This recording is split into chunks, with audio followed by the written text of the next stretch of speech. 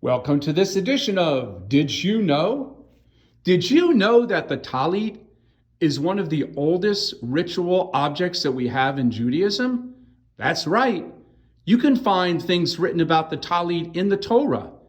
There in the Torah it says, you shall wear a four-cornered garment with tzitzit, with fringes. And it tells us some things about this garment. As I said, it must have four corners. It cannot have a mixture of materials. In other words, you can't have cotton and linen or wool and cotton. It must be made of one material. And it must have what we call tzitzit, which are fringes, which we find on the talit.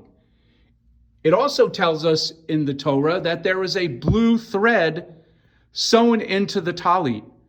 And so many talitot began with blue stripes on them.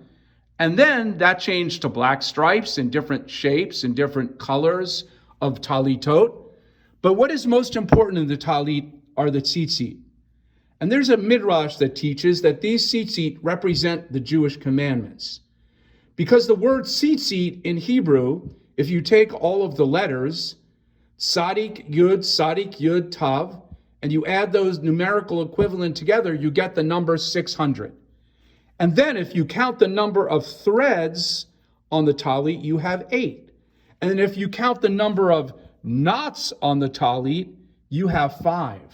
600 plus 8 plus 5 equals 613, the same as the number of the commandments in our tradition of the mitzvot. And so these tzitzit come to represent the mitzvot. It also says in a prayer of the V'ahavta, you shall love God with all your heart.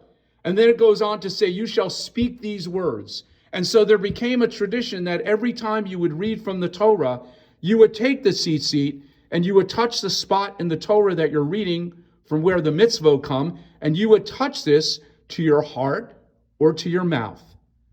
That is a little bit about talitot, or a talit singular. That's it for this edition of Did You Know?